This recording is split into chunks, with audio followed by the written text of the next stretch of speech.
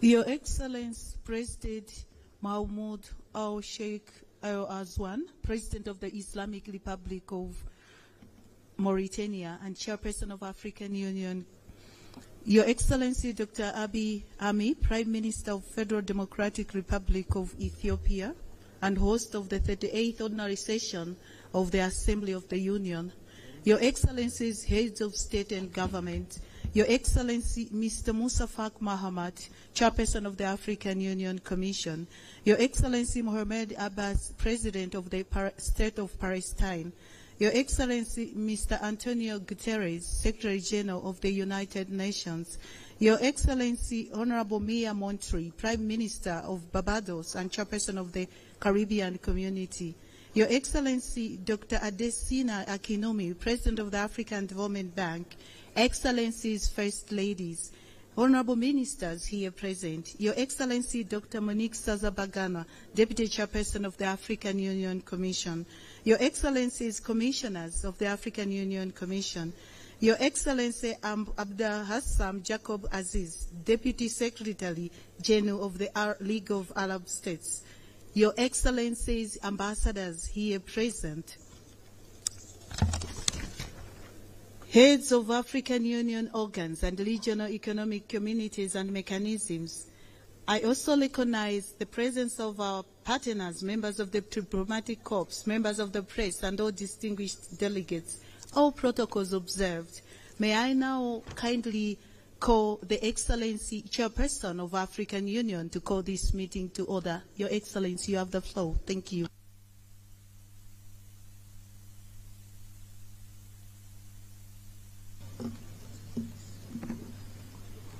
Excellence, Dr. Abiy Ahmed, Premier ministre de la République démocratique d'Éthiopie, notre hôte, honorable chef d'État et de gouvernement, chers collègues, Excellence Moussa Faki Mohamed, président de la Commission de l'Union africaine, je souhaite une chaleureuse bienvenue à tous les chefs d'État et de gouvernement et les hauts représentants des États membres et à nos distingués invités. Je voudrais aussi exprimer notre appréciation pour votre présence. Je suis heureux de déclarer ouverts les travaux de la 38e session ordinaire de la conférence de l'Union africaine. Et pour commencer, mesdames et messieurs, je vous invite à vous lever pour observer une minute de silence à la suite de la disparition d'un grand combattant pour la liberté, Monsieur Samu Nujoma, père fondateur de la Namibie. Donc je vous remercie.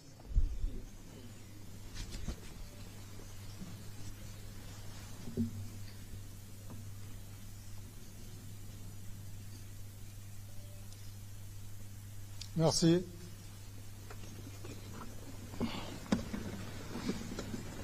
Je souhaite maintenant inviter le protocole de la Commission à nous décliner le déroulement de la cérémonie d'ouverture.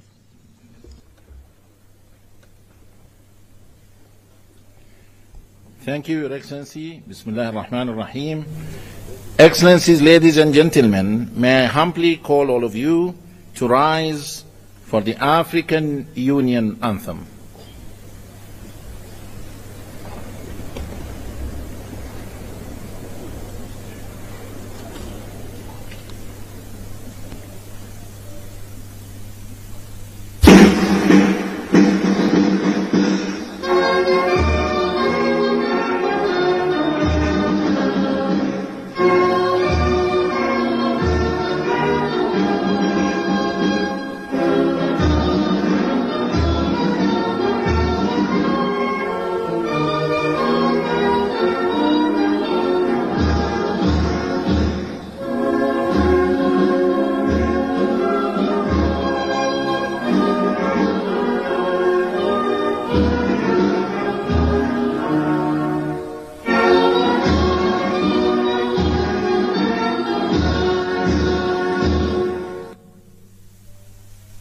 Thank you.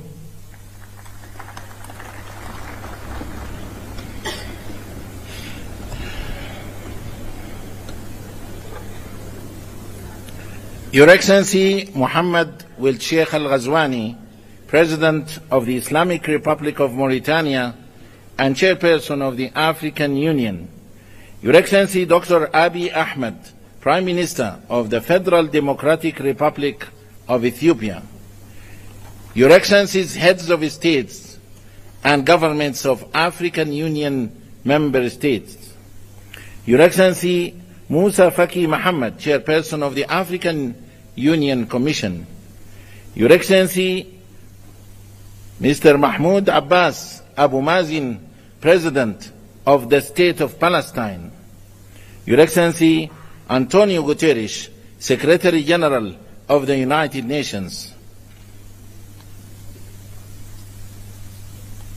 Your Excellency Maya Moore Motley, Prime Minister of Barbados, Your Excellencies, distinguished former presidents here present, Honorable Fairest Ladies here present, Your Excellencies, Honorable Ministers, Your Excellency Dr. Monique Nzanza Baganwa, the Deputy Chairperson of the African Union Commission, Excellencies, Commissioners, and all the leadership of the Commission, Excellencies, Ambassadors, members of the Permanent Representatives Committee, Your Excellency Mina Wamakela, Secretary General of the African Continental Free Trade Area, AFCFTA, Your Excellency Madame Nardos Bekele Thomas, Chief Executive Officer of the African Union Development Agency, AUDA-NIPAD, Your Excellency Dr. Jan Kaseya, Director General of the Africa CDC, Your Excellency Ambassador Marie-Antoinette Roscatre, Chief Executive Officer of the African Peer Review Mechanism, APRM, Your Excellency Dr. Nkosazana Dlamini Zuma, Minister of Cooperative Governance and Traditional Affairs of the Republic of South Africa, former Chairperson of the African Union Commission, Your Excellencies, Heads of United Nations Specialized Agencies and International Organizations here present, سعادة نائب الأمين العام لجامعة الدول العربية ممثل الأمين العام، Your Excellency Luis Moshikiu Abo, Secretary General of the International Organization of La Francophonie, Your Excellency Dr. Warkena Yibihu, Executive Secretary of the Intergovernmental Authority on Development, IGAD, Your Excellencies, Heads of COMISA, ECOWAS, SINSAT, EAC, ECAS, SADC, and UMMA, Your Excellency Dr. Akinwumi Adesina, President of the African Development Bank Group, a strong believer of the African development and prosperity, Your Excellencies Dr. Benedict Oki Orama, President of the Afri-Exim Bank, Your Excellency Dr. Sidi Wildeta, President of the Arab Bank for Economic Development in Africa, BADIA, معالي الشيخ شخبوط نهيان آل نهيان، وزير الدولة بدولة الإمارات العربية المتحدة، Excellencies, Permanent Observer Representatives to the African Union, and Excellencies, representatives of our partners to the African Union, all protocol observed, members of the press, a very good morning to you all. It gives me immense honor and pleasure to welcome you all to the opening ceremony of the 38th Ordinary Session of the AU Assembly of Heads of States and Governments, being held today at the Nelson Mandela Hall, the African Union headquarters in Addis Ababa, the capital of Africa. Addis Ababa, a vibrant city that has been at the heart of the Pan-African diplomacy and multilateralism, stands as a symbol of Africa's unity and progress. As a host nation of the African Union, Ethiopia plays a crucial role in fostering continental dialogue and advancing African integration. Your Excellencies, ladies and gentlemen, the 38th Ordinary Session of the Assembly of Heads of States and Governments of the African Union holds significant importance as it will oversee the elections of the chairperson and the deputy chairperson of the African Union Commission. Over the past years, the African Union has made remarkable progress in conflict resolution, mediation and peacekeeping efforts, contributing to greater stability across the continent. Economic transformation has been further strengthened through the African Continental Free Trade Area and accession to the G20, contributing towards the implementation of Agenda 2063, the Africa we want. Excellencies, ladies and gentlemen, having said so, the program of today's opening ceremony will stand as follows. We will have a statement by His Excellency Dr. Abiy Ahmed, Prime Minister of the Federal Democratic Republic of Ethiopia, followed by a statement by His Excellency Musa Faki Mohammed, Chairperson of the African Union Commission, following which a statement by His Excellency Antonio Guterres, Secretary General of the United Nations. We shall then have a statement by His Excellency Mahmoud Abbas, President of the State of Palestine. Then His Excellency Mahmoud will Sheikh Al-Ghazwani, President of the Islamic Republic of Mauritania and Chairperson of the African Union, will make his opening remarks.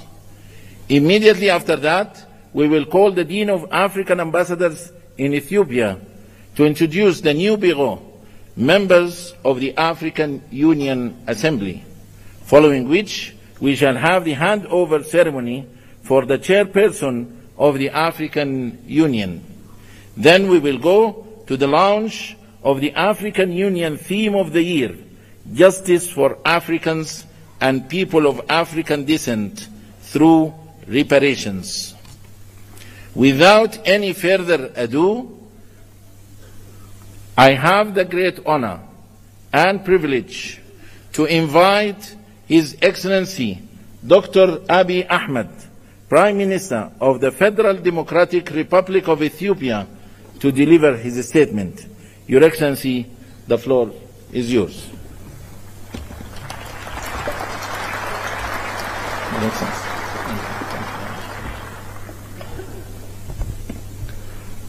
Your Excellency, President Mohammed Ould, outgoing Chairperson of the African Union, Your Excellencies, Heads of State and Government, Your Excellency Musa Faki Mohammed, outgoing Chairperson of the African Union Commission, Your Excellency Antonio Guterres, Secretary General of the United Nations, distinguished ministers, ambassadors, diplomats, ladies and gentlemen.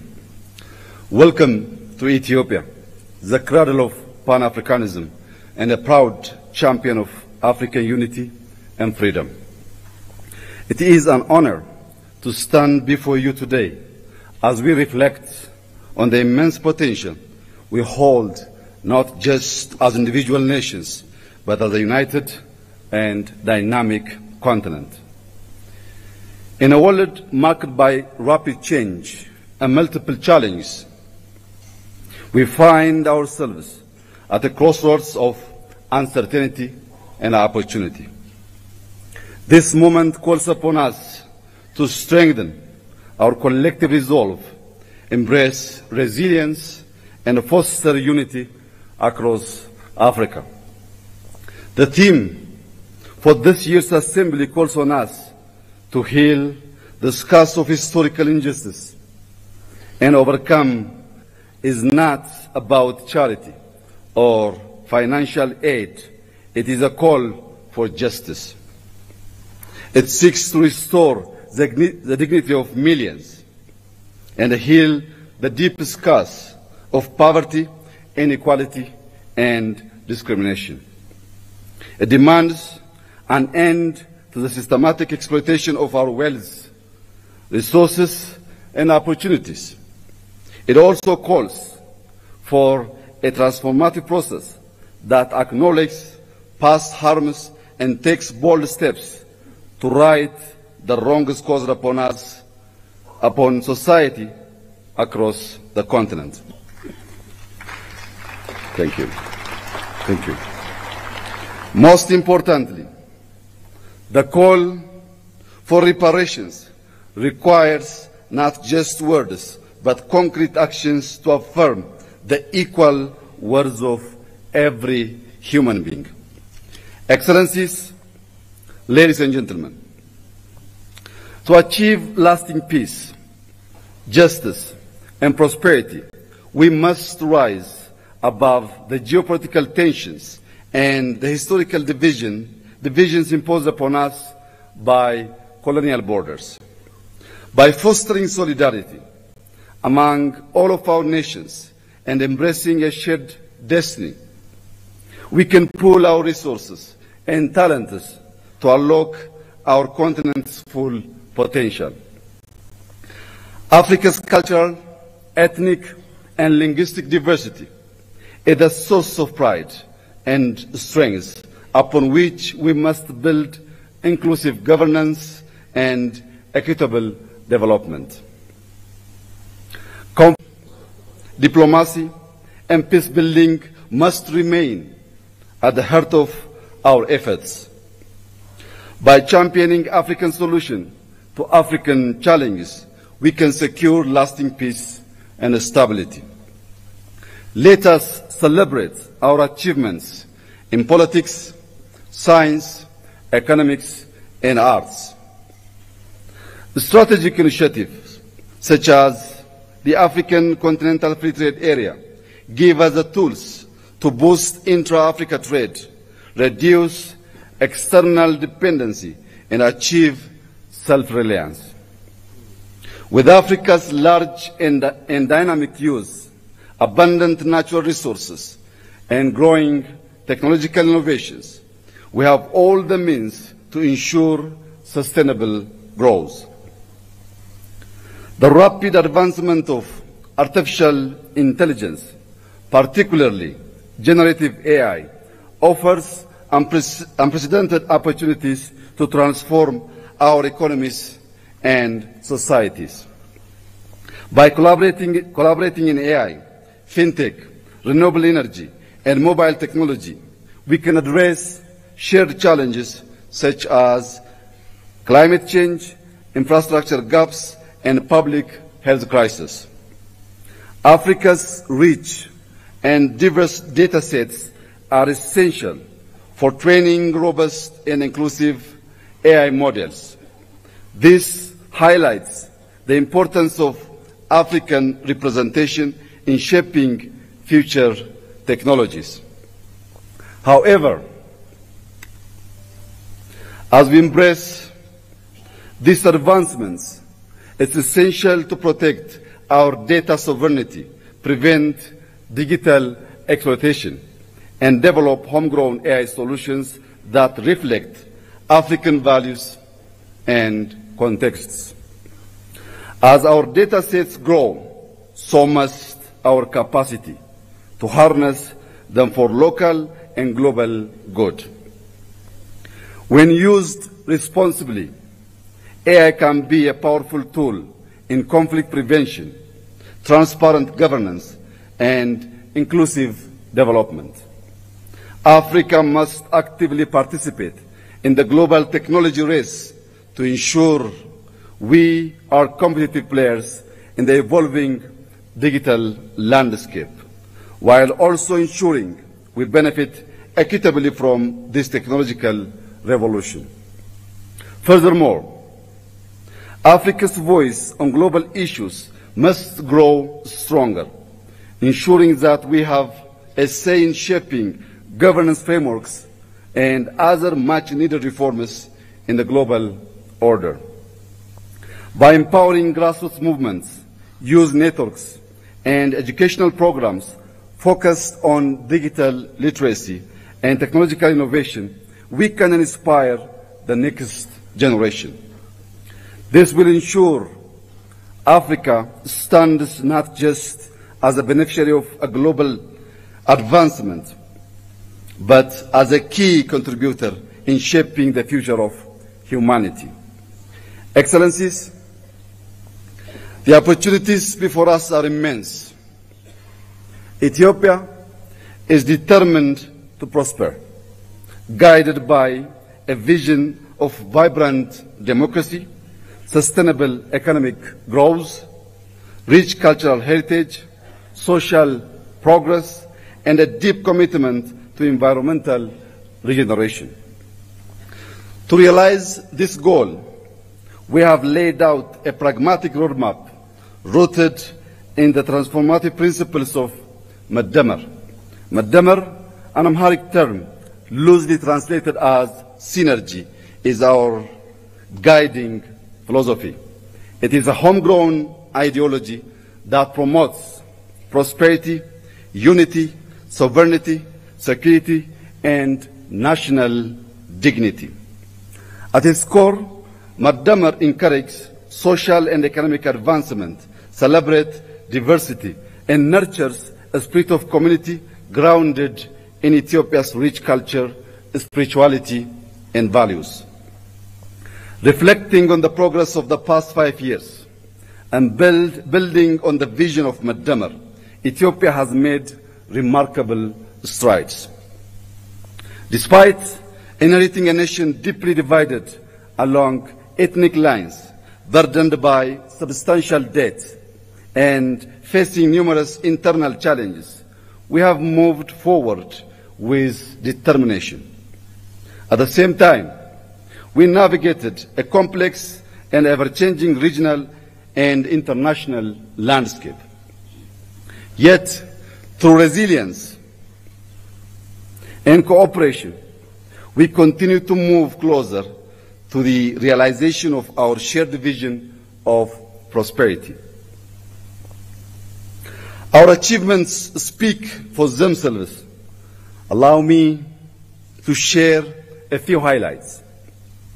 We have reformed our political system, transforming into an inclusive multi-party framework that reflects the diversity of our nation. To deepen these reforms and foster cohesion, reconciliation, and peace, we are undertaking a national dialogue. On the economic front, we have built a resilient and diverse economy. Over the past 5 years, we have doubled our cultivated land, increasing crop production to nearly 700 million quintals, with the wheat accounting for 40% of this total. These efforts have strengthened food security and driven rural development.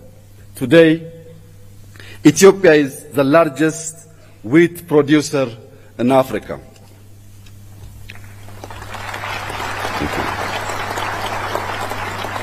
Thank you.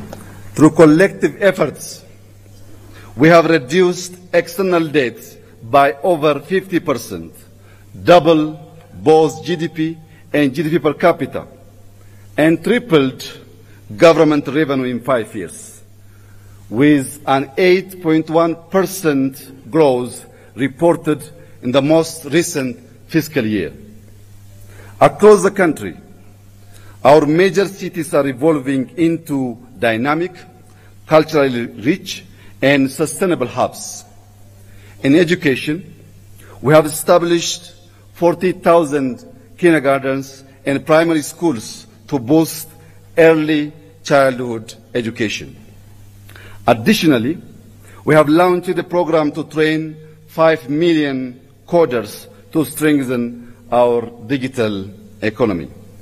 Furthermore, we strive to honor our heritage by restoring national sites, developing tourist destinations, and reclaiming cultural artifacts, fulfilling our duty as the guardians of our nation's treasures. These accomplishments reflect the unwavering spirit and resilience of the Ethiopian people and underscore our firm commitment to advancing Ethiopia's future. With its focus on unity, cooperation, innovation, and shared progress, Maddamar can serve as a guiding framework for our Pan-African agenda. By embracing its principles, we can forge a path toward a more just, equitable, and prosperous future for all Africans. Excellencies, ladies and gentlemen, let us march forward with determination, harnessing the limitless potential of our continent and its people. The time is now to claim our future, build a legacy of equality and prosperity, and secure dignity for all. Let us be the generation that unites the continent and our diaspora in a shared vision of justice, prosperity, and peace. To conclude, I thank our outgoing chairperson, President Mohammed Ould, for his leadership and representing our organization on the global stage. Allow me to also warmly congratulate our newly chairperson, President Joe Lorenzo, and wish him success during his tenure. I would also like to take a moment to express my heartfelt gratitude to His Excellency Musa Faki Mohammed for his exemplary leadership as chairperson of the African Union Commission over the past 8 years.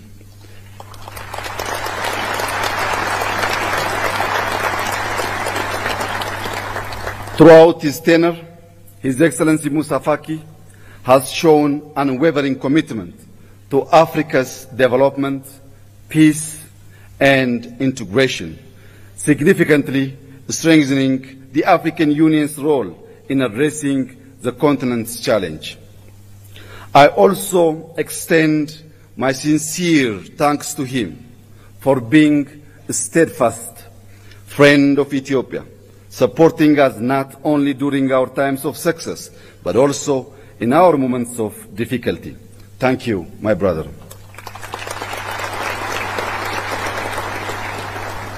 As we bid farewell to His Excellency Musa Faki, it is with great pleasure that I extend a warm welcome to our incoming chairperson of the African Union Commission here in Ethiopia. I am confident that under his leadership, we will continue to make great strides toward achieving our collective goals. I wish him every success during his mandate. Thank you for your attention, and I wish us all a fruitful summit. God bless Ethiopia. God bless Africa. I thank you.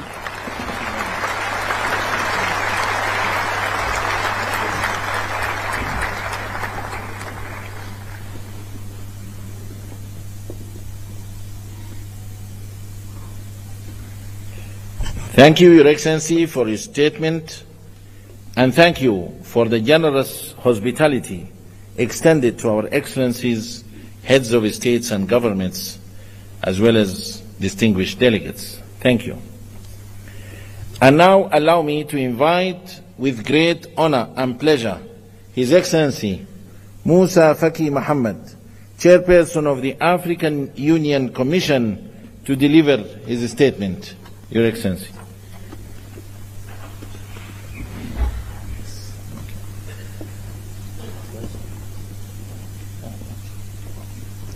Excellences, Monsieur Mohammed Ould Cheikh Al-Ghazouani, Président de la République islamique de Mauritanie, Président en exercice de l'Union africaine, Excellence Dr Abiy Ahmed, Premier ministre de la République d'Éthiopie, Excellences, Mesdames et Messieurs les chefs d'État du gouvernement et des délégations, Excellence Monsieur Mahmoud Abbas, président de l'État de Palestine, ma très chère sœur amie Mia, Premier ministre de Barbados, Excellence Monsieur Antonio Guterres, secrétaire général des Nations Unies, Mesdames et Messieurs les ministres, Docteur Nkosazana Zuma, ancienne présidente de la Commission de l'Union africaine, Madame la vice-présidente, Mesdames et Messieurs les commissaires, Mesdames et Messieurs les secrétaires généraux et exécutifs des communautés économiques régionales et mécanismes régionaux, Mesdames et Messieurs les chefs exécutifs des organes et institutions spécialisées de l'Union africaine, Mesdames et Messieurs les chefs des missions diplomatiques, distingués invités, Mesdames et Messieurs. C'est à la fois avec un grand honneur et un immense plaisir que je m'adresse à vous aujourd'hui pour la dernière fois en ma qualité de président de la Commission de l'Union africaine. Je voudrais tout d'abord, puisque nous sommes encore au début de l'année nouvelle 2025, présenter à vos excellences, vos familles et vos peuples, au nom de tous les personnels de l'Union africaine, mes meilleurs vœux de santé, de prospérité et de succès. Je voudrais aussi exprimer mes sincères remerciements aux présidents en exercice avec lesquels j'ai successivement travaillé ces 8 dernières années. J'ai nommé dans l'ordre de leur présidence Alpha Condé, Paul Kagame, Abdel Fattah al-Sisi, Cyril Ramaphosa, Antoine Félix Tshisekedi, Macky Sall, Azali Assoumani et Mohamed Ould-Cheikh Al-Ghazouani. En cet instant de remembrance, je ne peux oublier le président Idriss Déby Itnou, paix à son âme, qui, en africaniste convaincu, a eu l'initiative de ma candidature à la tête de la Commission et qui s'est investi sans compter pour un tel destin pour moi. Sa mort tragique a été ma plus atroce douleur de ce double mandat.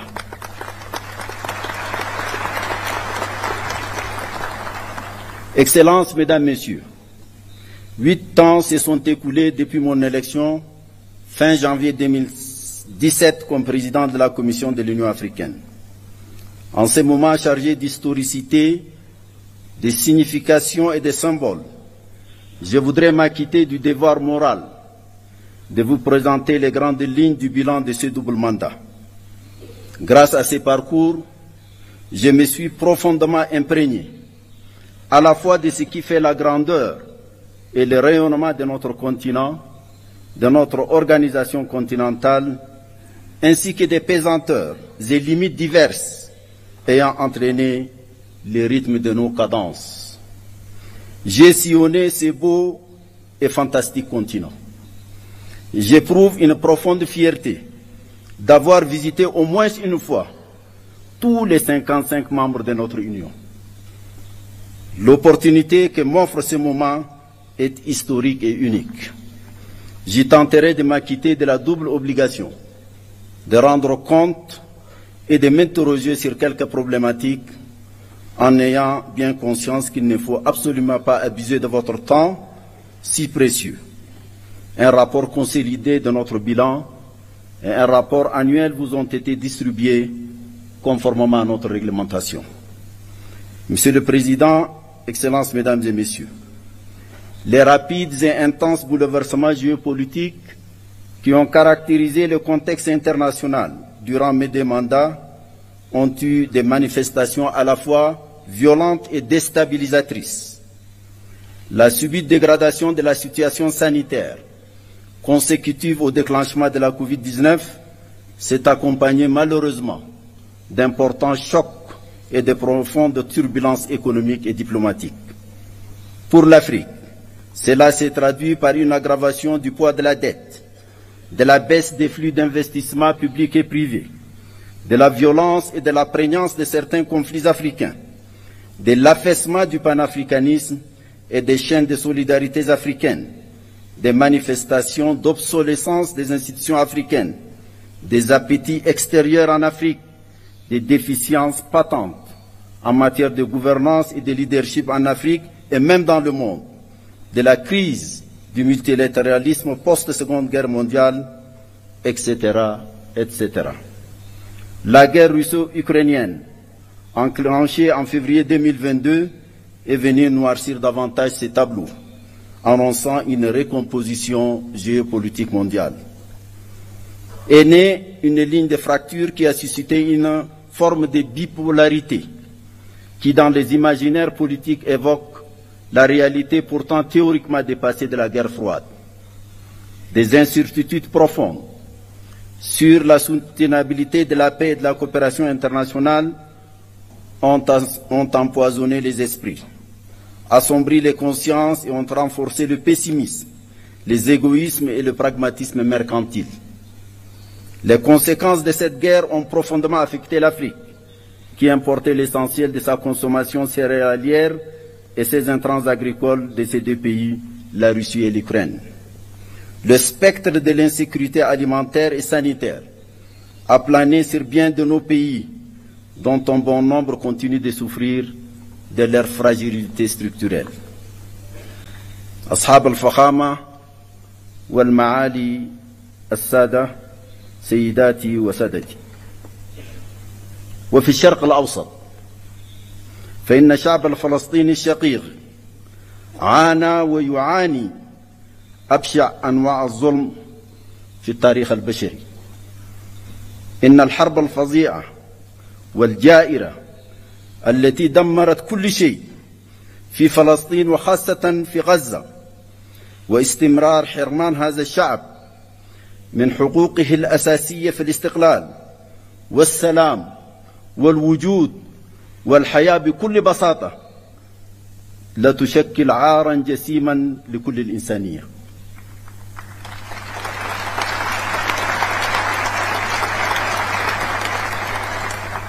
ورغم ذلك كله ظل الشعب الفلسطيني البطل صامدا، كما ظل الاتحاد الإفريقي في جانبه بكل قوة وحزم. هنيئا لك يا أخي الرئيس أبو مازن. Ces paysages d'apocalypse qu'offre aujourd'hui la Palestine, la bande et la population de Gaza en particulier, après plus d'une année de guerre destructrice de toute forme de vie et de biens, continue de se dérouler dans le silence presque total des puissances du monde, si ce n'est l'appel par certains à la déportation systématique des Palestiniens hors de leur terre. C'est le comble. C'est vraiment le comble. Ce drame inouï pèse aujourd'hui, malgré le cessez-le-feu et la libération des otages et prisonniers, facilité par le Qatar, l'Égypte et les États-Unis, sur la conscience universelle et questionne profondément sur notre humanité. Les taux de la mondialisation avancée, étouffante, déshumanisée, ne laisse point l'Afrique en dehors de l'élite hégémonique qui se déroule loin de sa terre. Bien au contraire, le continent en subit les débordements et fragmentations que traduisent les conflits par procuration, des soutiens des puissances extérieures à peine voilées aux parties belligérantes sur le continent, des expansions du terrorisme et de l'extrémisme violent, des poursuites de la guerre ravageuse au Soudan, à l'est de la République démocratique du Congo, des divisions de la Libye dont je salue l'adoption hier ici même de la charte de réconciliation. Félicitations à vous, Monsieur le Président Danou Sassou Nguesso.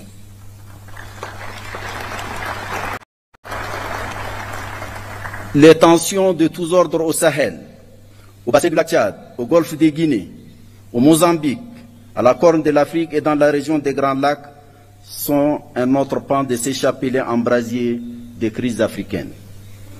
Les flux de réfugiés politiques, économiques, environnementaux et autres personnes déplacées internes viennent accentuer la situation sécuritaire, alimentaire et sanitaire déjà fragile de nombreux États membres.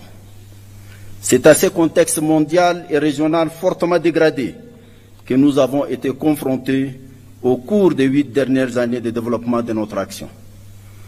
Excellences, Monsieur le Président, Mesdames et Messieurs, la réforme institutionnelle de notre Union entamée en 2017 ambitionnait la création de conditions optimales pour garantir la poursuite efficiente des programmes inscrits dans notre boussole doctrinale stratégique, l'agenda 2063, aux fins d'une meilleure résistance aux défis ainsi identifiés. À ce titre, la reconfiguration du leadership de la Commission, un processus d'évaluation des performances du personnel, des rapports de collaboration plus étroits entre l'Union africaine et les communautés économiques régionales et mécanismes régionaux, actés par un nouveau protocole, l'institutionnalisation d'un sommet de coordination dédié à l'intégration, la mise en place des groupes techniques R10 et F15 chargés de veiller à la qualité des ressources humaines recrutées et au respect des règles d'or de la gestion budgétaire, financière et comptable de l'Union ont été les points saillants de cette réforme. Une évaluation de la pertinence de tous les organes de l'Union, sans exception aucune, fera naître une nouvelle cartographie administrative et institutionnelle de l'Union. J'insiste ici, en particulier, sur 3 parmi ces organes.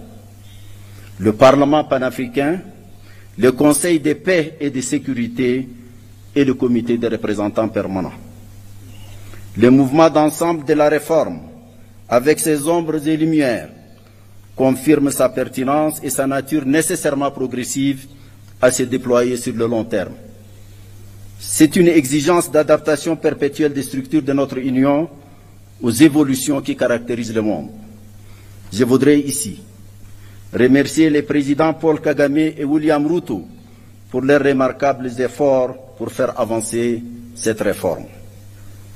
Monsieur le Président, Mesdames et Messieurs, l'évaluation de la première décennie de mise en œuvre de l'agenda 2063, couvrant la période allant de 2014 à 2023, révèle les progrès sectoriels accomplis dans notre marche vers la construction de l'Afrique que nous voulons. Il est crucial d'en tirer les vraies leçons et de procéder aux ajustements pertinents subséquents. Dans le domaine de la santé, c'est une approche holistique, traduite sur le terrain à travers des actions auréolées de succès. Avec la survenance de la pandémie de la Covid-19, Africa CDC s'est affirmé comme l'instrument le plus efficace de la lutte contre toutes les maladies. La préoccupante question du financement de la santé continue de nous préoccuper. 2 mécanismes de financement de la couverture sanitaire universelle et celle de la lutte contre la malnutrition sur le continent ont été conçus. Grâce au Centre africain des vaccins vétérinaires, PANVAC, dont le nouveau laboratoire de production de vaccins a été inauguré en février 2024, une avancée significative dans le domaine de l'élevage, de la santé animale et du développement socio-économique a été réalisée. L'Agence africaine des médicaments, AMA, a commencé l'installation de son siège à Kigali et ses activités sont sur la rampe de lancement. La médecine traditionnelle a bénéficié de l'élaboration de 2 plans décennaux, le dernier courant de 2025 à 2035. Le champ de l'éducation a été animé par la volonté de concevoir un nouveau système éducatif pensé en fonction des exigences d'un monde où l'enjeu majeur est devenu la compétition autour de l'innovation scientifique, technologique et maintenant par l'intelligence artificielle. C'est en cohérence avec cette âme que des stratégies diverses et complémentaires ont été développées, notamment lors de la conférence de Nouakchott de l'année 2024, initiée par la présidence en exercice la Mauritanie, en collaboration avec la Commission de l'Union africaine et d'autres partenaires dont l'UNICEF et l'UNESCO en particulier. La centralité des problématiques genre et jeunesse a été affirmée. Les envoyés spéciaux femmes et jeunes se sont bien implantés dans l'univers institutionnel du leadership de l'organisation. Tout au long des 8 années de ce double mandat, bien d'autres domaines cruciaux ont retenu toute l'attention qu'ils méritent, de par leur importance pour le développement socio-économique de l'Afrique. Qu'il s'agisse de notre vision sur les questions minières, du programme détaillé de l'agriculture et de l'économie bleue, du développement des infrastructures et de l'énergie, du changement climatique avec l'adaptation et la résilience climatique du continent, de l'intégration régionale à travers la mise en œuvre de la zone de libre-échange continentale africaine, de l'opérationnalisation effective du Fonds de la paix qui a dépassé l'objectif de 400 millions de dollars, du traitement des crises humanitaires dont l'Afrique est l'épicentre avec la mise en place de l'Agence africaine humanitaire, du renforcement de la visibilité de l'Union africaine, avec les Nations unies. Tous ont été au centre de notre entreprise collective. Je profite de l'occasion pour rendre ici un hommage tout particulier à un artisan majeur de ces partenariats. J'ai nommé Antonio Guterres, un grand ami de l'Afrique. Merci Antonio.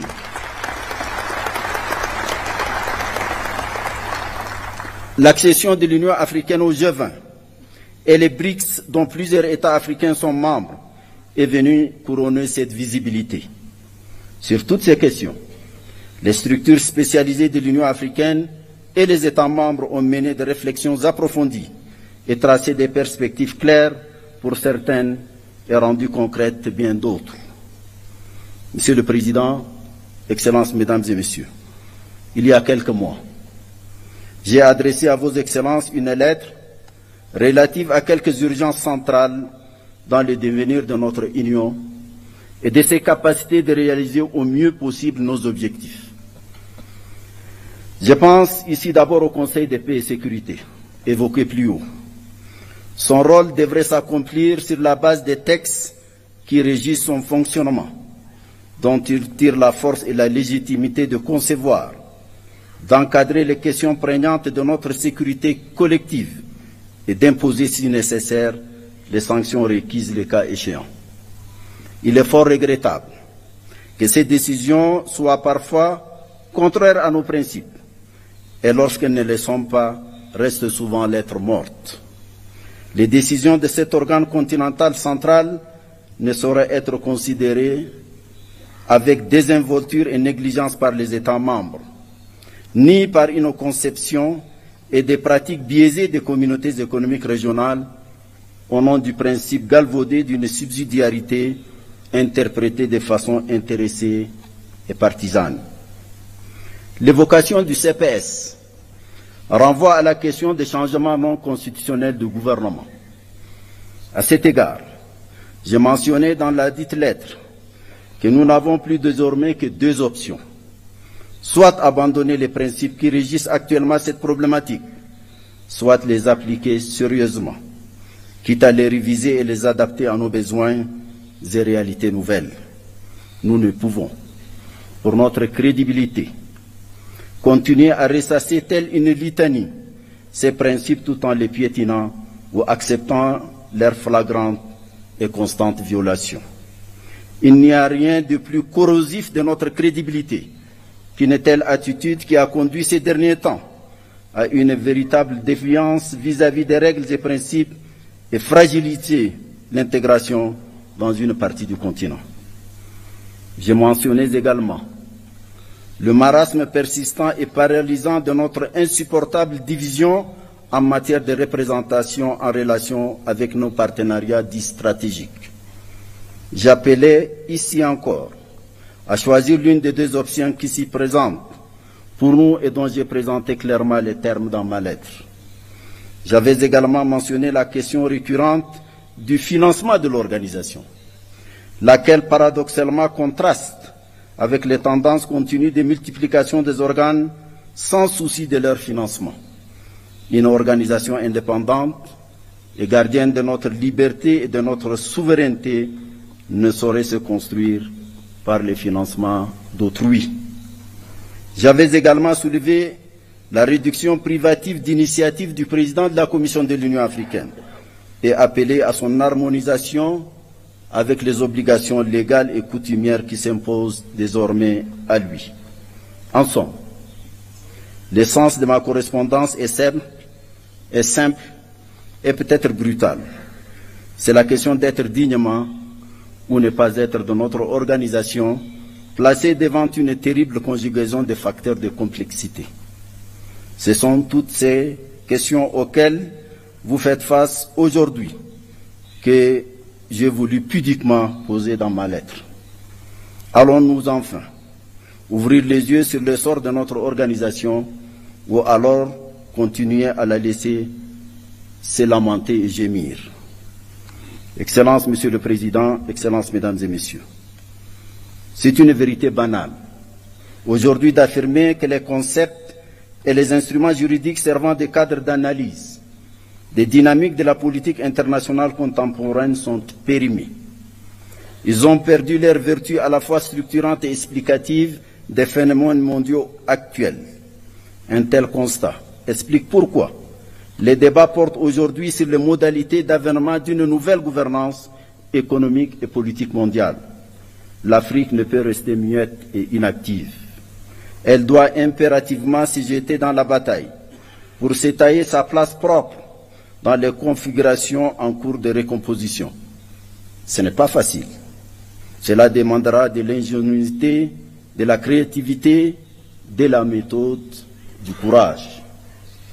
Plus généralement, cela demandera une vraie rédemption pour un réveil de la conscience et de l'âme du panafricanisme.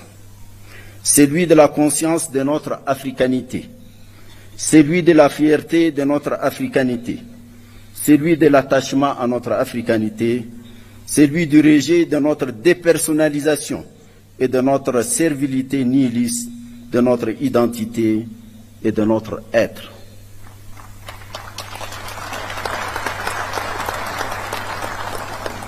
C'est à quoi nous appelle la jeunesse africaine. Celle-ci, majoritaire dans tous nos États, est de plus en plus exigeante.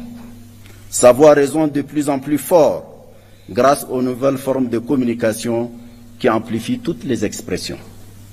Cette jeunesse africaine nous interpelle et nous fait constamment un procès en déphasage de ses aspirations, qui sont celles d'une Afrique ouverte sur elle-même et unie, souveraine dans ses politiques et choix, debout et solidaire. Cette solidarité a toujours été notre planche de salut dans notre combat contre le colonialisme et l'apartheid et le parachèvement de notre indépendance. Nous venons de nous incliner sur la mémoire d'un de ces grands combattants, Sam Nujoma. Ça doit nous rappeler quelque chose, mesdames et messieurs. La foi dans notre solidarité panafricaine a galvanisé nos consciences, nos volontés et nos intelligences pour nous conduire vers un destin commun plus prometteur. Il n'y a pas de nouvelle voie de notre futur que d'écouter et de donner corps aux aspirations de notre jeunesse, nos concitoyens et notre diaspora. Monsieur le Président, Mesdames et Messieurs, je quitte définitivement mes fonctions dans quelques jours.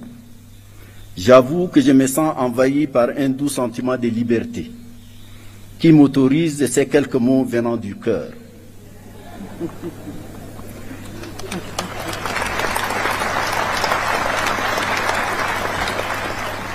Le premier est un mot de profonde gratitude à vos excellences pour la confiance que vous m'avez accordée en m'élisant pour 2 mandats successifs, président de la Commission de l'Union africaine. Soyez assurés que j'ai mesuré et je mesure toujours toutes les dimensions de cette confiance et du lourd poids de la gratitude et la reconnaissance subséquente. Le deuxième mot porte sur l'autre et moi. Dans cet autre, je pense d'abord à nos partenaires, surtout ceux qui nous ont offert une amitié sincère et une coopération mutuellement avantageuse. Je voudrais les remercier tous et leur exprimer notre gratitude. Je pense ensuite à vous ici présents, ainsi qu'à ceux qui nous ont quittés pour différentes raisons. Nous avons réalisé de bonnes et grandes choses, et surtout avons, autant que faire se peut, respecter une certaine éthique et une ligne de conduite que nous croyons conforme à nos principes et objectifs. Veuillez accepter toute ma reconnaissance. Les membres de commission de l'Union africaine, d'autres hommes et femmes ensuite, y ont travaillé, souvent dans l'ombre, avec assiduité, dévouement, discipline et talent. Je voudrais leur rendre l'hommage qu'ils méritent.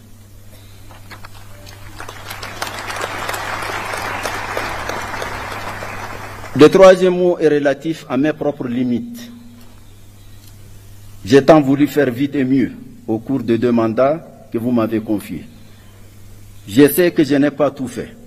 Peut-être ai-je sous-estimé la lourdeur de la tâche et le poids des pesanteurs. Je sais que j'ai peut-être commis des erreurs. Je ne devrais peut-être pas dire peut-être. J'ai certainement commis des erreurs. Peut-être ai-je ici ou là faibli ou m'étais trompé et manqué des occasions de faire mieux. Je voudrais m'en excuser et demander pardon si mes manquements ont causé un quelconque tort individuel ou collectif.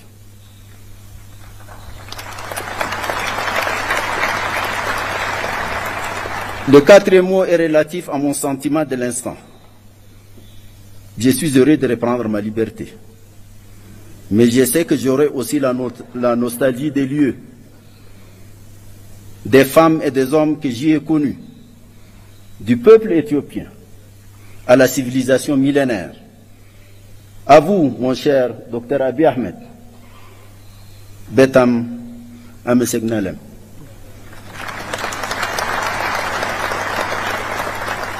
Peut-être faudra-t-il écrire l'histoire de tout cet enchevêtrement de sentiments et de sensations. Enfin, mon 5e mot est celui de mon serment, de continuer à servir, de penser à l'Afrique, à servir l'Afrique, à rêver pour elle, pour sa jeunesse à laquelle nous n'avons pas fait suffisamment et à laquelle nous devons faire beaucoup, car après tout, c'est elle qui compte aujourd'hui et davantage demain. Un mot de la fin à vous, Monsieur le Président et cher frère Mohamed Cheikh Al-Ghazouani, pour vous dire combien j'ai apprécié votre proximité tout au long de votre mandat. Vous avez été un maître de sagesse, de civisme et de hauteur, inspirant à tous égards. À vous, Monsieur le Président et cher frère João Lourenço, je me permets de souligner que la force tranquille que vous symbolisez me rassure sur une présidence en exercice de sérieux et de substance. Puissiez-vous tous les deux en particulier, et nous tous, avoir une pensée agissante pour les grands prisonniers du Sahel, le président Mohamed Bazoum, dont rien ne justifie l'interminable détention. Il doit être libéré sans condition. Plein succès à notre sommet, plein succès à notre prochain leadership. Je vous remercie.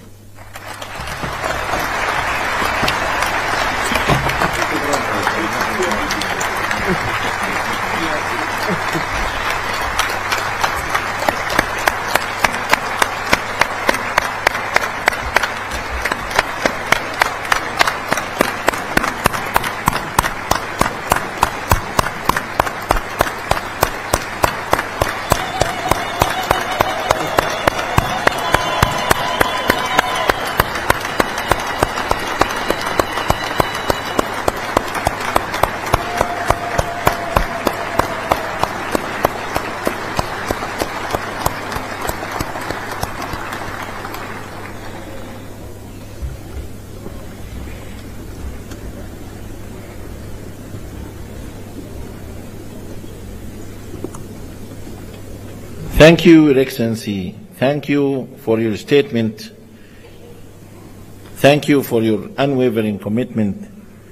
Thank you for dedication towards Africa's peace, development, and unity. Thank you very much. I will now have the honor to invite His Excellency Antonio Guterres, Secretary General of the United Nations, to deliver his statement. Your Excellency.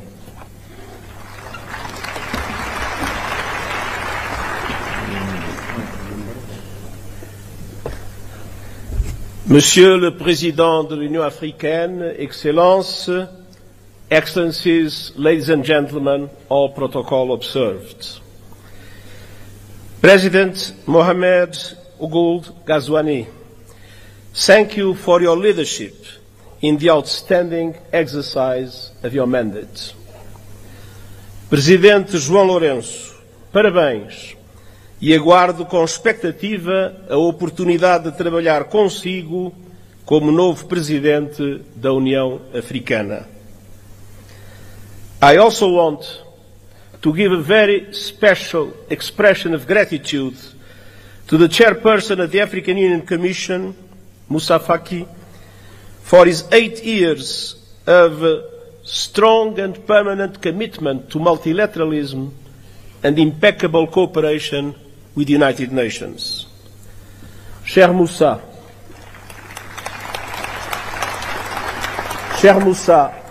travailler avec toi est un privilège, un plaisir et un honneur. Excellencies, the partnership between the African Union and the United Nations has never been stronger. Together, we see an Africa booming with hope and possibility. You have a booming, enterprising population, including the largest number of young people in the world. The African continental free trade is poised to turbocharge the region's economy, and calls to address the legacies of colonialism and slavery are growing louder, as reflected in your theme this year, and as reflected in the leadership of so many passionate voices for the liberation of Africa, such as the great Dr. Sam Nujoma of Namibia, whose life we celebrate and whose loss we mourn. The world must never forget that Africa is the victim of two colossal and compounded injustices. First, the profound impact of colonialism and the transatlantic slave trade. The roots stretch back centuries, and the bitter fruit continues to affect Africans and people of African descent to this day. Decolonization alone in itself was not a panacea. Political independence did not free countries from structures based on exploitation and decades of economic, social, and institutional underinvestment. It is high time for reparatory justice frameworks to be put in place. Second, Africa was under colonial domination when today's multilateral system was created, and that injustice endures. Look no further than the United Nations Security Council. There is no excuse that Africa still lacks permanent representation in the 21st century. I will keep working with the African Union and all member states to ensure the representation Africa needs and the justice you deserve, including with 2 permanent members of the Security Council. And we will keep pressing together for an international financial architecture that is no longer outdated, dysfunctional, and unfair. Correcting age-old injustices is essential to address here and now challenges. And the good news is that we have many of the solutions we need. Last year, you helped drive that effort at the United Nations with the Pact for the Future. And I thank Africa for its support that was vital to approve the Pact. Our task now is to make those commitments a reality. South Africa's G20 chairmanship could not come at a better time. Let me point to 4 areas for action. First, we must push for peace, security, and alleviating appalling levels of human suffering. Sudan is being torn apart before our eyes and is now home to the world's largest displacement crisis and famine. As we near the holy months of Ramadan, it is time for an immediate cessation of hostilities.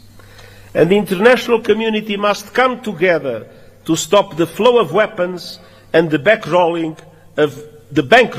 of bloodshed. In the Democratic Republic of the Congolese people have been suffering yet again from a brutal cycle of violence. And the fighting that is raging in South Kivu as a result of the continuation of the M23 offensive threatens to push the entire region over the precipice. Regional escalation must be avoided at all costs. There is no military solution. The deadlock must end, the dialogue must begin, and the sovereignty and territorial integrity of the DRC must be respected. The conclusions of the recent joint EAC-SADC summit offer a way forward, with a renewed call for an immediate ceasefire and new momentum for regional efforts based on the Luanda and Nairobi processes. Now is the time for swift implementation. And you can count on the continued support of the United Nations, including MONUSCO. In the Sahel, the clear and present threat of terrorism is undermining peace, security, and sustainable development. And in Somalia, we are urging predictable funding for the African Union support and stabilization mission, and I hope that our voice will be heard by the Security Council. And as we gather here in Africa, I know all our minds are also very much on Gaza. A resumption of hostilities must be avoided at all costs. The Palestinian people have suffered too much. I welcome efforts by the parties to abide by the ceasefire agreement and urge action for a permanent ceasefire and the release of all hostages.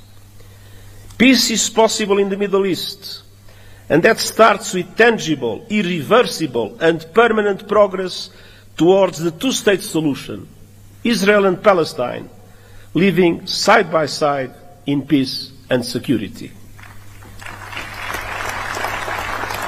Excellencies, on all fronts, we stand shoulder to shoulder with the African Union to advance security, stability, human rights, and rule of law. Excellencies, second, we must keep working together to deliver the AU 2063 agenda and the 2030 agenda for sustainable development and drive action on finance. African countries pay up to 8 times more to borrow than developed countries, and 20 are in or at risk of debt distress.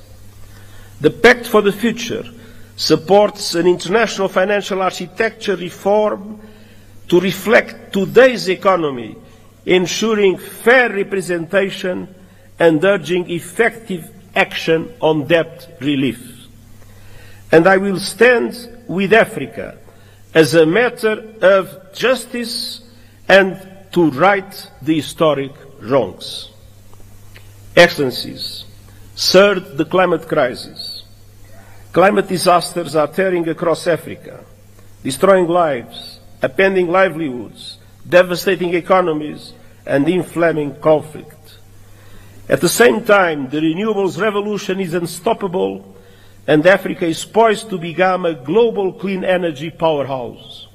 Yet, today, Africa receives just 2% of global renewables investment.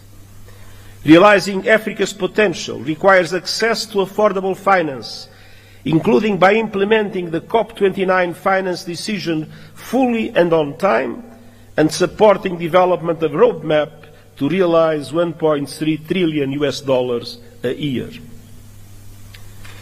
Excellencies, Africa has contributed little to the climate crisis, yet is paying the price with record droughts, floods, and heat. Climate justice requires a massive investment in adaptation, with the international community bearing an enormous responsibility. Developed countries must double adaptation finance, and countries must significantly boost the loss and damage funds. Allow me a note. When the Loss and Damage Fund was created, the pledging conference that took place has allowed for an amount that is equivalent at the highest contract for a basketball player in the United States. It is absolutely necessary to make the Loss and Damage Fund an effective instrument to support developing countries in adaptation. And we also need justice when it comes to your abundant critical minerals. Too often your countries are plundered, bound to the bottom of value chains as others grow rich on your resources. The work of the United Nations panel on critical energy transition minerals is designed to help embed justice, sustainability and human rights across the value chain. Africa's minerals must benefit Africa's people. Excellences, enfin nous devons agir dans le domaine des nouvelles technologies, notamment l'intelligence artificielle. Près de 2/3 de la population africaine sont privés d'un accès fiable à l'Internet. Nous avons une responsabilité historique, faire en sorte que l'intelligence artificielle profite à l'humanité tout entière et pas seulement à quelques privilégiés, États et compagnie.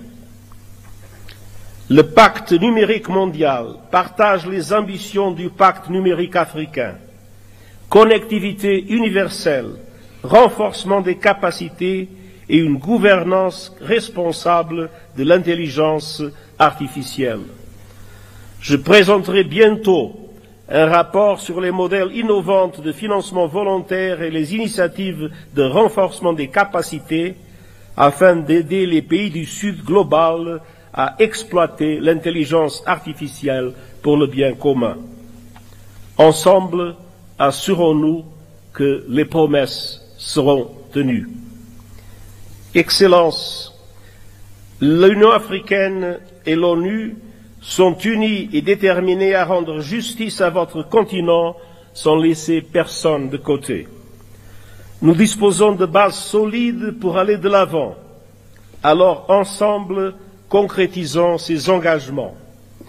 Et permettez-moi de dire une dernière phrase dans ma langue maternelle. Digamos com uma só voz, viva África!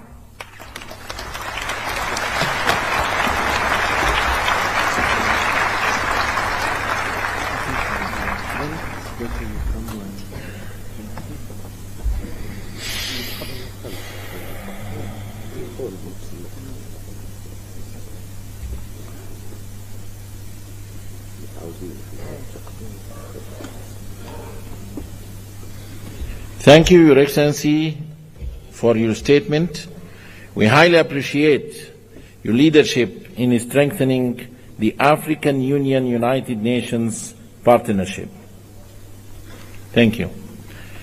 السيدات والسادة أصحاب الفخامة والمعالي، يسعدني ويشرفني أن أرحب اليوم بفخامة السيد الرئيس محمود عباس أبو مازن رئيس دولة فلسطين، فلتتفضلوا مشكورين بإلقاء كلمتكم.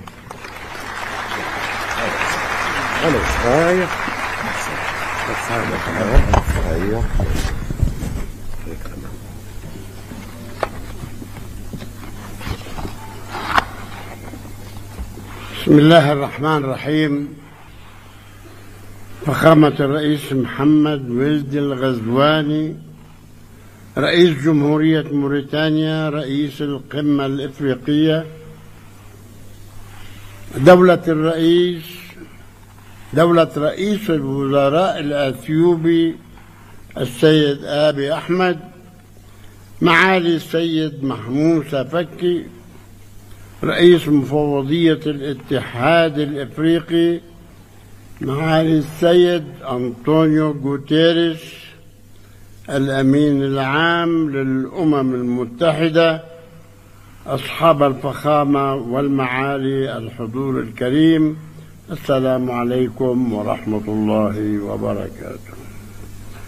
نود في البداية أن نقدم التهنئة لفخامة الرئيس جواو لورينسو رئيس جمهورية أنغولا على توليه رئاسة الاتحاد الإفريقي للعام 2025، متمنين له التوفيق والنجاح، والشكر موصول لفخامة الرئيس محمد ولد الغزواني على رئاسته للدورة السابقة للاتحاد. ويسعدني أن ألتقي بكم مجددا وباسم الشعب الفلسطيني الذي يحمل في قلبه تقديرا عميقا لشعوب وقيادات دول إفريقيا التي نفتخر بصداقتها، والتي كانت ولا تزال داعما مخلصا لنضالنا العادل من أجل الحرية والاستقلال. القادة ورؤساء الوفود، في الوقت الذي نعمل فيه ومعنا دول العالم ومنظماته الدولية لتثبيت وقف إطلاق النار وتقديم المزيد من المساعدات الإنسانية وتولي دولة فلسطين مهامها في قطاع غزة ومساعدة النازحين للعودة إلى مناطقهم وتأمين مقومات الحياة لشعبنا الأصيل في قطاع غزة والتجهيز لإعادة الإعمار،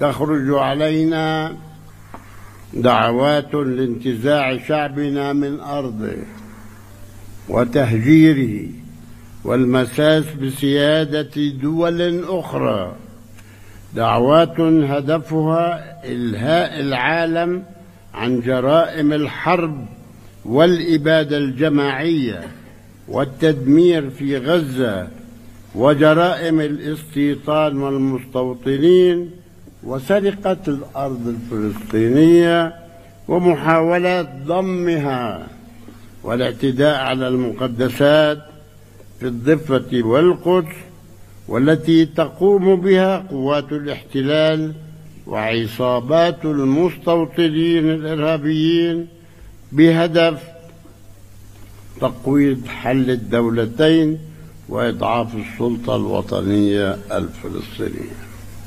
اليوم يعيش في قطاع غزة 1,300,000 فلسطيني، منهم 1,500,000 لا نصف المليون لاجئ، 1,500,000 لجأوا الذين طردوا من أرضهم في عام 48 وتعرضوا خلالها إلى أكثر من 50 مجزرة على أيدي العصابات الصهيونية الإرهابية. والمكان الوحيد إذا أراد الأمريكان حلا، المكان الوحيد الذي يجب عودتهم إليه هو مدنهم وقراهم التي هجروا منها إبان النكبة تنفيذا للقرار الأممي 194 الذي يدعو إلى عودة اللاجئين الفلسطينيين إلى مدنهم وقراهم التي هجروا منها وتعويضهم عن كامل الأضرار التي ألحقت بهم. إننا نؤكد على رفضنا الكامل والمطلق لأية دعوات تهدف لتهجير شعبنا الفلسطيني من وطنه، والتي من شأنها إبقاء المنطقة في دائرة العنف بدلا من الذهاب لصنع السلام. وسيكون واهما من يعتقد أنه بإمكانه فرض صفقة قرن جديدة التي أطلقت قبل سنوات أو تهجير شعبنا والاستيلاء على أي شبر من أرضنا. ونقدر في هذا الصدد مواقف كل الدول التي رفضت دعوات تهجير شعبنا من وطنه ووقفت إلى جانب حقه في أرضه، مثمنين عاليا موقف الاتحاد الإفريقي ودوله الأعضاء في هذا الشأن. إن هذه الممارسات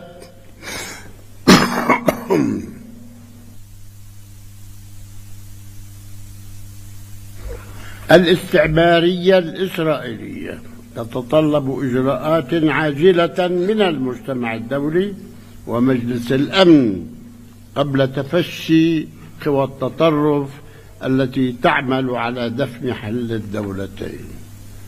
القادة ورؤساء الوفود، إن قضيتنا الفلسطينية هي قضية عدل لشعب يسعى للحرية والاستقلال، وإن التزامنا بالشرعية الدولية والاتفاقات الموقعة بما فيها تنفيذ الرؤية المبنية على حل الدولتين يقضي بإنهاء الاحتلال الإسرائيلي الذي يسيطر بالقوة العسكرية على أرض دولة فلسطين بعاصمتها القدس الشرقية على خطوط العام 67.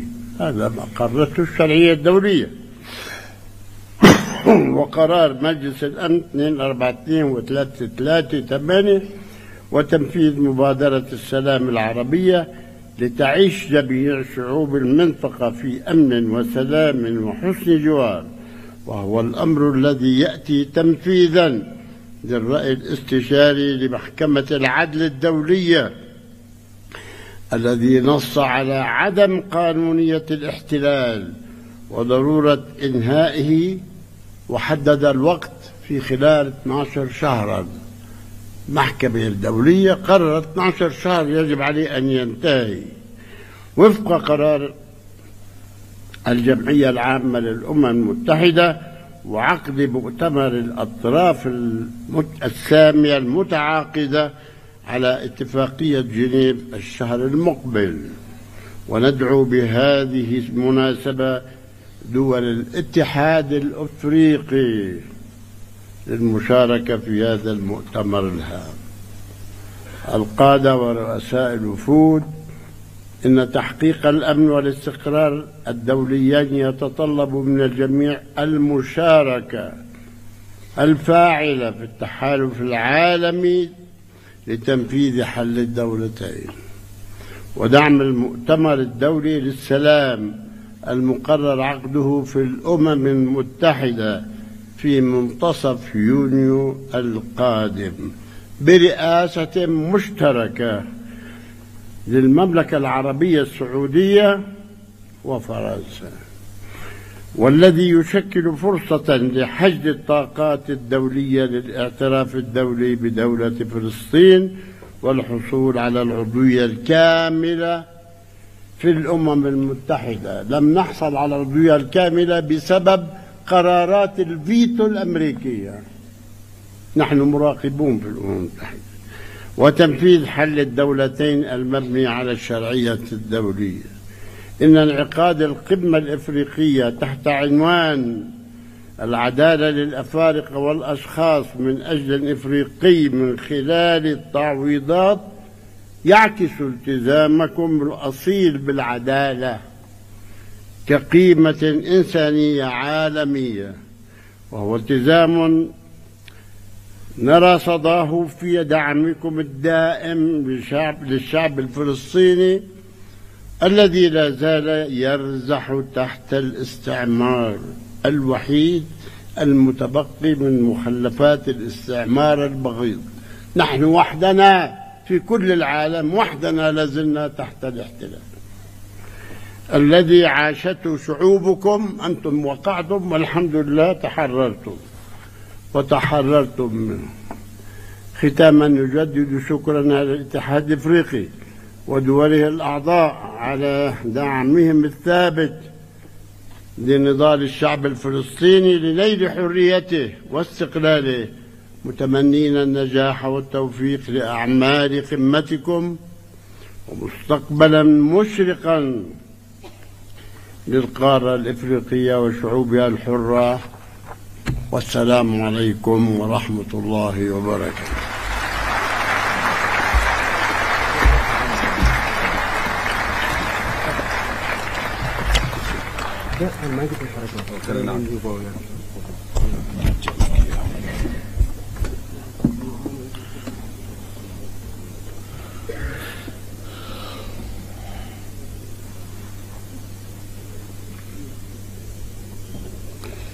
شكرا فخامة رئيس دولة فلسطين أبو مازن على خطابكم الضافي.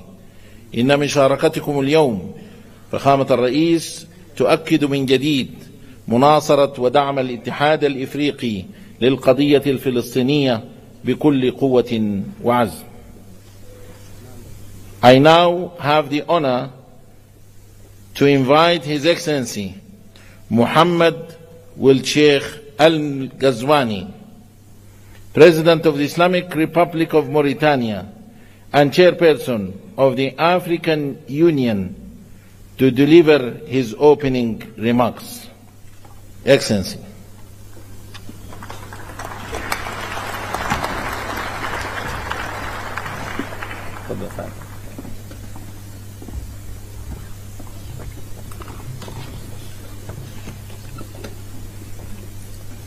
بسم الله الرحمن الرحيم، والصلاة والسلام على سيدنا محمد.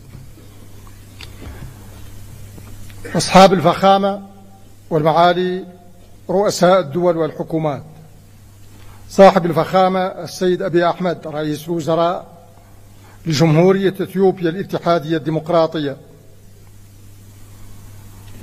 معالي السيد موسى محمد معالي رئيس مفوضية الاتحاد الإفريقي، معالي السيد أنطونيو غوتيريش الأمين العام للأمم المتحدة، فخامة الرئيس محمود عباس رئيس السلطة الفلسطينية، معالي السيدة ميا موتلي رئيسة الوزراء لجمهورية بربادوس، السادة والسيدات رؤساء الوفود، السادة والسيدات الوزراء، السادة والسيدات السفراء، السادة والسيدات ضيوفنا الكرام، أود بداية أن أتوجه بجزيل الشكر للحكومة والشعب الإثيوبيين على ما اتخذوه من إجراءات لتسهيل التنظيم لمحكم قمتنا هذه، وعلى ما أحطنا به ونحاط به دائما من عناية فائقة وكرم ضيافة أصيل في هذه المدينة العريقة، موطن ميلاد منظمتنا التي تشكل التعبير المؤسسي الأسمى عن طموحات الآباء المؤسسين وتطلعات شعوبنا الإفريقية إلى قيام إفريقيا موحدة آمنة مستقرة ومزدهرة. كما يطيب لي أن أجدد الشكر لإخوتي رؤساء الدول والحكومات الإفريقية على ما شرفوني به من رئاسة الاتحاد الإفريقي برسم السنة المنصرمة، مقدرا لهم ما منحوني إياه من قوي الدعم ودائم المساندة خلال تأديتي لهذه المهمة الجليلة. وأتوجه بنفس الشكر الجزيل إلى رؤساء الدول والحكومات والهيئات الدولية الذين حضروا بدعوة منا ليشاركونا هذا الحدث السنوي الهام في بداية سنة 2025 التي تؤشر لحقبة تحمل الكثير من الشكوك والقلق والتساؤلات.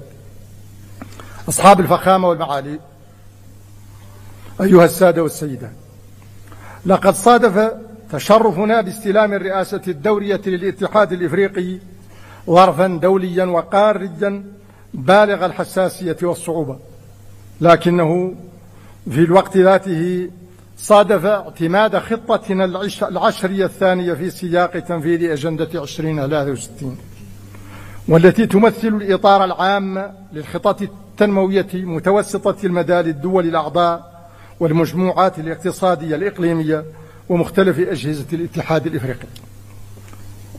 وفي اعتماد هذه الخطة العشرية دلالة جلية على صلابة إرادتنا المشتركة في تحقيق تطلعات شعوبنا إلى قيام إفريقيا التي نريدها جميعا، مهما كثرت العوائق ومهما عظمت التحديات، وإنها بحق لعظيمة.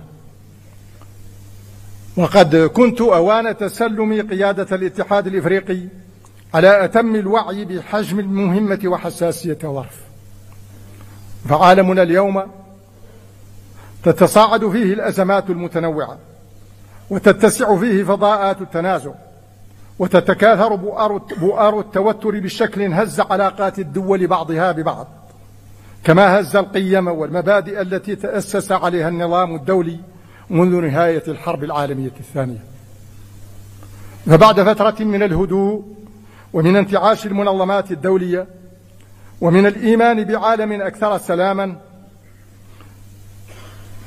تصدعت المرجعيات وتلاشت الآمال بعضها تلو البعض الآخر، وبدأت إعادة صياغة تدريجية للنظام الدولي بنحو لم تتضح بعد معالمه ولا مآلاته.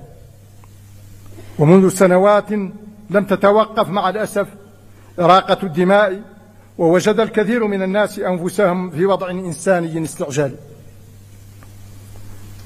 وعرف العالم مستوى من العنف والهمجية لم يشهد له نظيرا منذ الحرب العالمية الثانية، وفيما تعرضت وتتعرض له فلسطين المحتلة أوضح مصداق على ذلك. ويعقد هذا المشهد الدولي العام ويزيده قتامة ما فشى في قارتنا من حروب ونزاعات وعنف وتطرف وإرهاب. وإن لهذه الأزمات كلها القاري منها والدولي تأثيرا سلبيا عميقا على الجهود الإنمائية لقارتنا الإفريقية التي تتشابك فيها